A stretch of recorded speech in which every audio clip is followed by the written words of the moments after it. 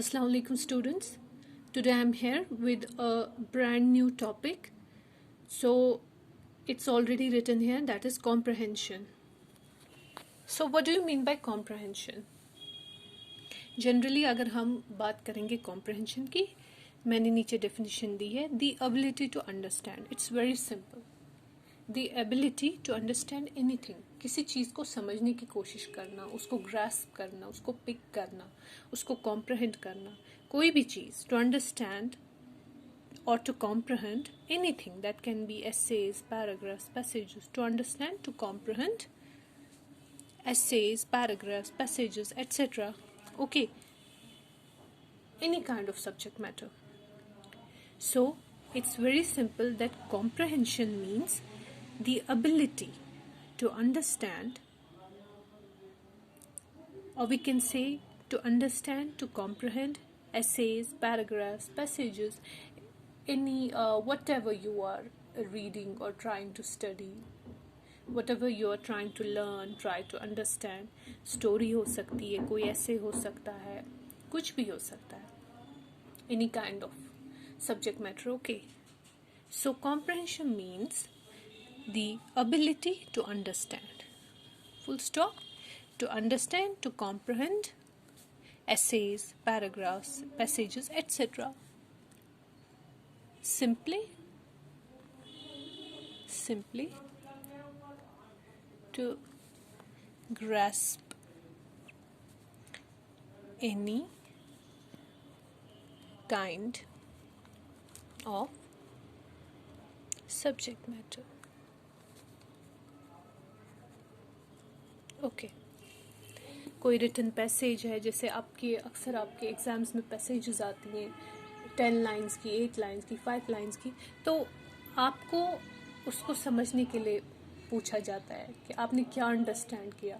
तो आपके according to your understanding, according to your comprehension, आपने किस तरीके से पैसेज को कितना आप कॉम्प्रहेंड कर पाए, what is the level of your comprehension, what is the level of your understanding, is your understanding fast, is your understanding slow, is your understanding reasonable, logic or not. तो उस तरीके के questions फिर आपको passage related दिए जाते हैं, so that the examiner, the observer can can kind of measure your understanding power. What is the power of your understanding? तो वो उसको ऑब्जर्व करे, एनालाइज करे, तो उस पर कुछ कमेंट कर पाए. तो उसके लिए तो उन चीज़ों को हम कॉम्प्रहेंशन कहते हैं. So what is your comprehending power, what is the level of your comprehension. आप कितनी जल्दी और कितना या कितना स्लो, किस पेस पे आप अंडरस्टैंड कर सकते हैं किसी चीज़ को. तो फॉर एग्जाम्पल आप कोई ऐसे पढ़ेंगे तो ability to understand, ability to comprehend, it varies from student to student, from learner to learner, from a person to person. It's not necessary that a particular thing that a particular person takes, for example, a person takes 5 minutes to understand a passage of a single page, for example, and it's not necessary that same passage can be understood by another student in the same time, or with the same level, with the same pattern, or with the same pace. It's not necessary. कोई आपने story पढ़ी, कोई आपने कोई भी subject matter से related कुछ भी पढ़ा, कोई पैसेज पढ़ी, इट्स नॉट नेसेसरी कि आप अगर थोड़ा स्लो समझ पा रहे हैं, इट्स नॉट नेसेसरी कि आपका जो मे बी आपका कोमेट होगा, दूसरा कोई लर्नर होगा, वो भी उतना ही टाइम लेगा. No, it's not necessary. So ability to comprehend, understanding power, pick up, it varies from person to person. So it's variable. ये एक वेरिएबल चीज़ है, वेरी करता है. ओके, तो उस चीज़ के लिए आपके जो ऑब्जर्वर है, एग्जामिनर है, मे बी आपका टीचर है, वो आपको किसी भी तरीके का चीज, कोई भी सब्जेक्ट मैटर पढ़ने के लिए दे देंगे. ओके, आप पढ़ लीजिए, रीडिंग के लिए आपको दे देंगे. just read this passage, just read the essay, just read this story, just read this article. कोई भी न्यूज़पेपर में कोई कॉलम दे देंगे, कोई आपको आर्टिकल दे देंगे, just read this. क्या आपने समझा, किस तरीके से समझा, हाउ,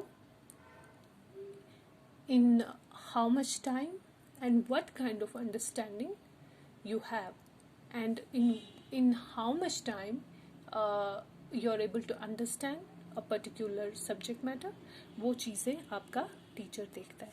तो लकीली तो आप बिल्कुल सिंपली याद रख सकते हैं. So comprehension, what is comprehension? The ability to understand, to comprehend essays, paragraphs, passages, etc. Simply to grasp any kind of subject matter. Okay, जिसको हम कह सकते हैं in simple words, simply to grasp any kind of subject matter. Okay, so it's a ability. Comprehension क्या है? आपका comprehension है आपकी ability, आप में कितनी capacity है, कितना caliber है किसी चीज़ को समझने के लिए. Okay, so it's not necessary कि ये एसेज हो, पैराग्राफ, कुछ भी हो, न्यूज़पेपर हो, कुछ भी हो. सो टू अंडरस्टैंड, हम इसको और इम्प्रूव करेंगे हमारी डेफिनेशन को. To understand, to comprehend essays, paragraphs, different essays लिख सकते हैं. Comprehend different essays. I like to keep, ये मैंने यहाँ पे डिफरेंट लिखा. I like to keep things natural. Okay, ये ज़रूरी नहीं है मैं बिल्कुल एक्सक्यूज मी बिल्कुल तैयार इसमें आ जाऊं और बस मैं बताऊं आपको, छाप दूं. No, I also want to present myself as a learner in the videos. तो ऐसा क्या होता है, एक लेवल आ जाती, एक बराबरी आती है एक स्टूडेंट और टीचर में. ऐसा नहीं है कि मैं कोई teacher is sitting on a high pedestal, I am sitting on a throne and students are waiting with their raised hands. They are waiting at my feet so that I can pour that universal treasure of knowledge into thy heads. No, it's not like that. मैं भी आपको दिखाना चाहती हूँ कि it's not necessary कि students से ही mistakes हों. Teacher is also full of mistakes. आप ये मत समझिए ये जो हमारा है ये एक मिसनोमा है. टीचर, हम इसको एक वो perfect, nobody is perfect. देखिए, मैंने आपके सामने ही अपनी डेफिनेशन अभी तैयार की और इसको आपके सामने इम्प्रूव किया, सो दैट ये एक सर्कुलर प्रोसेस बनेगा. ये वो प्रोसेस नहीं है सिंगल ट्रैफिक, वो सिंगल रोड प्रोसेस नहीं. It's a 2-way process. Okay, 1-way process नहीं है. तो मैंने आपके सामने एडिटिंग की ताकि आपको पता चले कि नहीं, लर्निंग ऐसे ही होती है. टीचर भी लर्न कर रहा है, स्टूडेंट भी.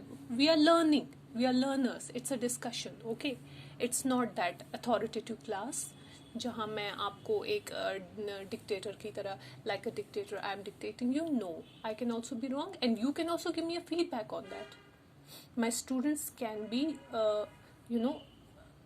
much more skillful than me, maybe double of skillful than me.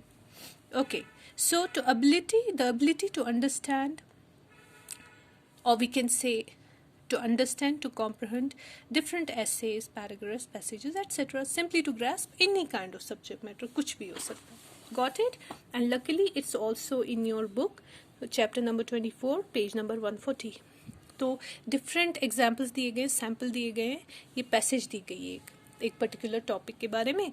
आपको ये पढ़नी है और इसी से रिलेटेड आपके क्वेश्चंस दिए गए हैं ताकि आप इन क्वेश्चंस को सॉल्व कर पाओ.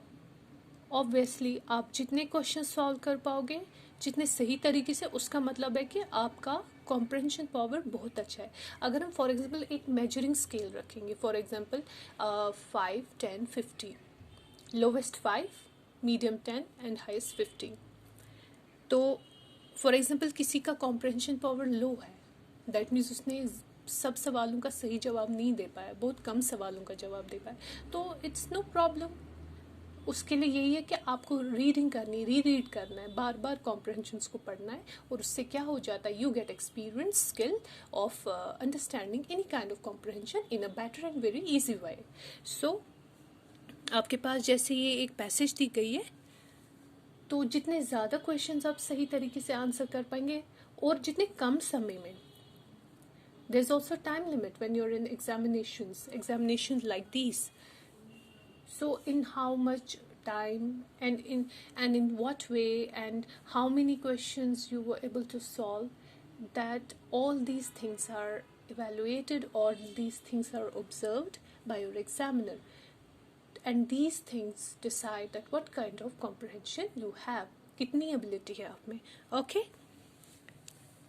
तो ये जो पैसेजेस हैं आपकी, फॉर एग्जांपल मैं थोड़ा सा इस पैसेज से पढ़ लेती हूँ. Okay, let me keep my phone like this.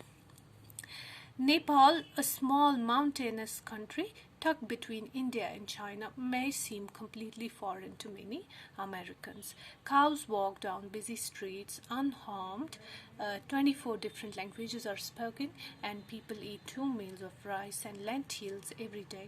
Nepali holidays, many of which are related to the Hindu religion, can seem especially bizarre to Americans unfamiliar with the culture. However, if we look beyond how others celebrate to consider the things they are celebrating, we find surprising similarities to our own culture. अभी आप क्या आया आपके दिमाग में? मतलब मैंने भी बस रफली पढ़ लिया, तो एक चीज़ मेरे दिमाग में क्लिक हो गई. समथिंग अबाउट कल्चर, आपका कस्टम, ट्रेडिशन, रीति रिवाज, कि कुछ ना कुछ लेना देना. चाइना की बात हो रही है, अमेरिका की बात हो रही है, ओके, हॉलीडेज़ की बात हो रही है, तो कुछ ना कुछ सिमिलैरिटीज़ और डिसिमिलैरिटीज़ या फेमिलैरिटीज़ या अनफेमिलैरिटीज़ इन कल्चर, उसकी बात हो रही है कि डिफरेंट जगहों पे, डिफरेंट प्लेसेस पे, डिफरेंट जोग्राफिकल लोकेशंस में आप डिफरेंट कल्चर्स पाएंगे. तो ऐसी कुछ बात हो रही है, तो कल्चर का कुछ इसमें लेना देना है. तो दिस इज ओके. ऐसा नहीं आप एक ही लाइन पे 10 मिनट डाल, नो. बेस्ट वे क्या है कॉम्प्रहेंड करने का एक पैसेज को? मैं कोई सुपर कॉम्प्रहेंडर नहीं हूँ, कोई मतलब 100% सुपर हिट तरीके से मैं कॉम्प्रहेंशन में नहीं हूँ, ऐसा कुछ नहीं है. मैं आपसे कह रही हूँ, मैं भी लर्न कर रही हूँ, और मैंने अभी ये 5 लाइनें पढ़ी और मैंने ये लर्न किया कि there is something, the writer is, जो भी इसमें ये नैरेटर है, he or she is speaking something about culture. Okay, similarities in culture. Okay, जला शानो. So तो आगे चलते. The biggest holiday. हाँ जी, मैं अभी बात कर रही थी कि बेस्ट वे क्या है. ऐसे नहीं पढ़ना है, नहीं, जब तक मुझे पूरी line word to word, alphabet by alphabet समझना है, मैं तब तक आगे लाइन पे नहीं चलूँगी. मुझे समझ ही नहीं आएगा तो मैं कैसे क्वेश्चन. नो, ये तरीका नहीं है. बिल्कुल रफली, जैसे मैंने बिल्कुल एट अ सिंगल गो पढ़ती गई, एंड बिलीव मी, मैं भूल गई, मतलब मैक्सिमम में भूल गई मैंने क्या पढ़ा. लेकिन अगर क्लिक कुछ हुआ, मेरे दिमाग में कुछ स्टिक हुआ, ये 5 लाइनें पढ़ने के बाद मैं बहुत कुछ भूल गई, लेकिन अगर कुछ स्टिक हुआ, वो हुआ Nepal, America, cultural familiarities and unfamiliarities, cultural differences and sameness, cultural sameness. इसका मतलब भी है कि मतलब मैंने नेचुरली 5 लाइनें पढ़ ली, तो कुछ और क्यों नहीं मेरे दिमाग में बैठ गया, ये कल्चर ही क्यों बैठ गया. दैट मीन्स कुछ ना कुछ कल्चर से ही बहुत कुछ. अभी तो हम इधर ही हैं, अभी आगे भी पढ़ना है, लेकिन कल्चर की कुछ इंपॉर्टेंस है इस पैसेज में. ओके, ऐसे लेना होता है. ऐसा कुछ नहीं है कि कोई हमें पहले कोई ऐसा कोई कोर्स करना है, ऐसी कोई डिग्री करनी है, ऐसा कोई डिप्लोमा करना है, उसके बाद हम comprehension. No, you have just what you have to do, आपको पढ़ते जाना है comprehension. Just read it, read it. 1 बार पढ़ा, 2 बार पढ़ा, 3 बार पढ़ो, 4 बार पढ़ो, कुछ ना कुछ इम्पोर्टेंट आपको क्लिक हो ही जाएगा. तो एज अ ले मैन, एक आम इंसान की तरह मैंने पढ़ा, एज अ ले ह्यूमन बीइंग. तो कल्चर ही क्यों मेरे दिमाग में है? क्योंकि कुछ ना कुछ इस तरीके से इस पैसेज को लिखा गया है ताकि कल्चर जो है वो हमारे दिमाग में स्टिक हो जाए. Got it. आगे बढ़ते. तो मेरा मानना है कि पहले आप रफली सारी पैसेज पढ़ लीजिए. पहले the first and foremost step is to read the whole passage. बिल्कुल एक आम इंसान की तरह, एक बिल्कुल लाइट वे में, ऑन अ लाइटर नोट आप बस पढ़ते जाओ. ये मत देखो हाई मैं तो भूल गई पिछला. नो, आपको वापस आना है, उस पर आपको क्वेश्चन सॉल्व करने हैं.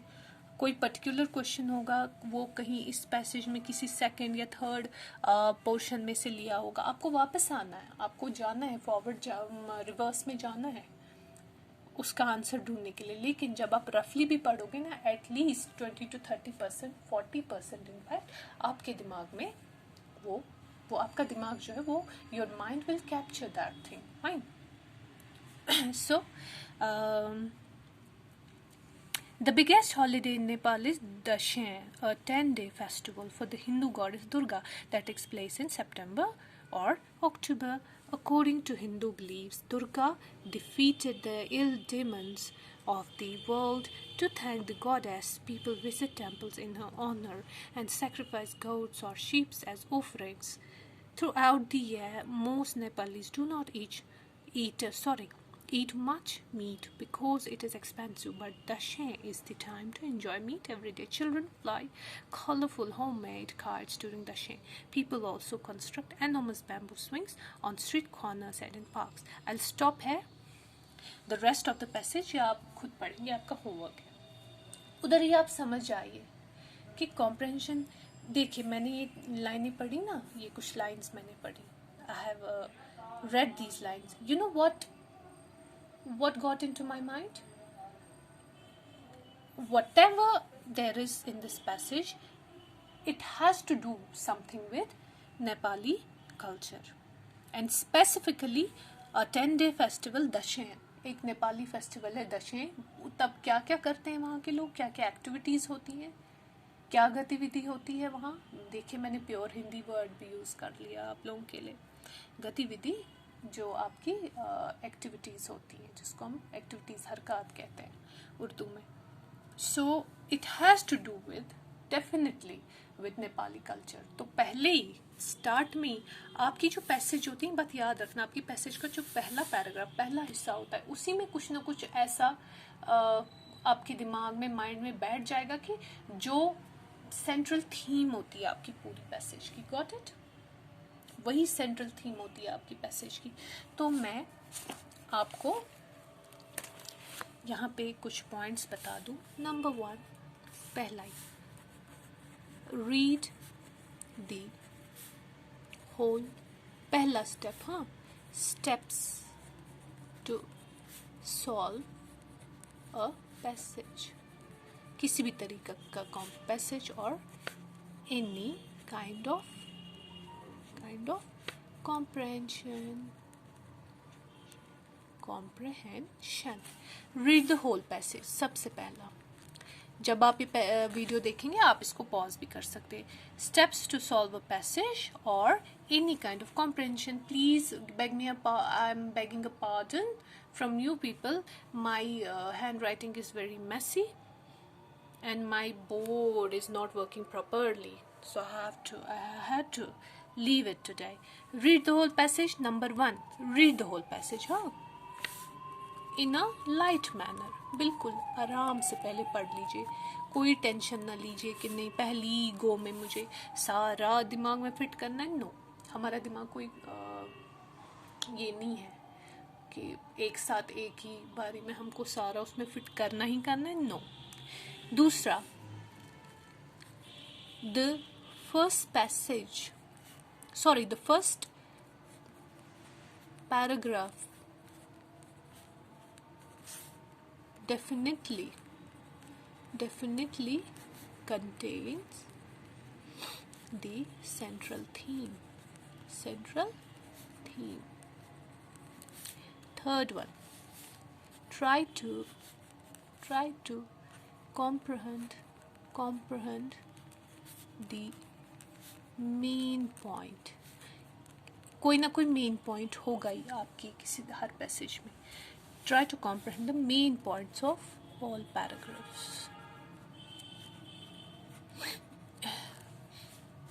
तो आपका फर्स्ट पैराग्राफ में सेंट्रल थीम होगा ही होगा, तो स्टार्टिंग पे ध्यान देना है।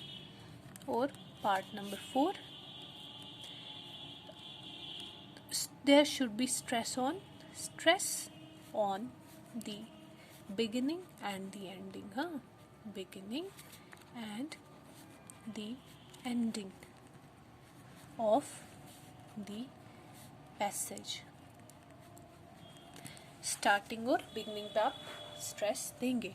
और नंबर 5, कीवर्ड्स होते हैं। इंपॉर्टेंट वर्ड जो बार बार रिपीट हो रहे हैं पैसेज में, कीवर्ड्स। हाँ, कैप्चर द कीवर्ड्स। हाँ, कीवर्ड्स इन योर माइंड, जो बार बार रिपीट हो रहे हैं। हाँ, repeatedly occurring words, keywords in your mind.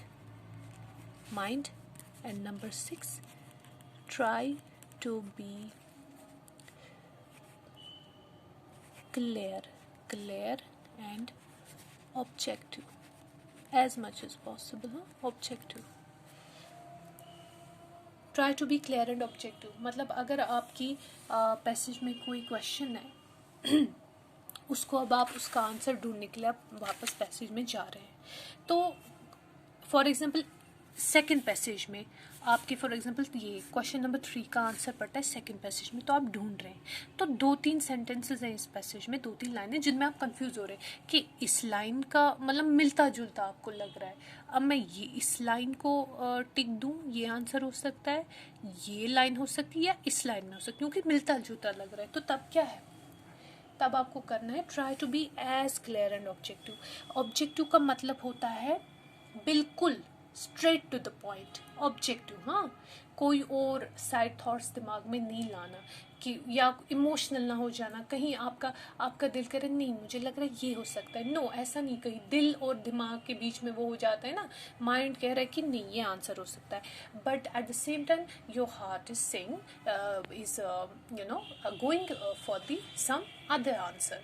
लेकिन ऐसा नहीं करना है आपको, बिल्कुल आपको क्या करना है, स्ट्रेस करना है क्वेश्चन क्या कह रहा है, बिल्कुल टू द पॉइंट समझना है क्वेश्चन क्या कह रहा है, तो बिल्कुल आपको इन अ डायरेक्ट वे ज़्यादा, फिर आप जितना ज़्यादा उस पर ओवर थिंक करोगे ना उससे भी आपका आंसर गलत हो सकता है, एरर आ सकता है, आपकी एरर ऑफ जजमेंट आ सकता है। तो इधर क्या आ सकता है, एरर ऑफ जजमेंट, मैं यहाँ पे लिखती हूँ error of judgement, error of judgement. So इसको अवॉइड कीजिए। एरर ऑफ जजमेंट किससे अवॉइड हो सकता है, ऑब्जेक्टिव रहने से, ऑब्जेक्टिव रहने से, मतलब ओवर थिंक ना कीजिए। हाँ, ओवर थिंक नहीं कीजिए, तो ऑब्जेक्टिव रहिए। एरर ऑफ जजमेंट नहीं आएगा जब आप, देखिए इसको मैंने क्रॉस किया, इसको टिक की, जब आप as much as possible you will remain objective। तो ऑब्जेक्टिव बिल्कुल try to keenly understand question क्या कर रहा है, और बिल्कुल साइड थॉट्स को साइड पे रखते हुए जो आपके दिमाग में आ रही हैं बिल्कुल आप उसके अकॉर्डिंग आंसर ढूंढिए। ओके, कहीं ना कहीं ये आपकी जजमेंट को मतलब ये भी करेगा, कॉन्ट्रडिक्ट भी करेगा, लेकिन आपका वो power of objective, being objective, उस चीज़ को आपको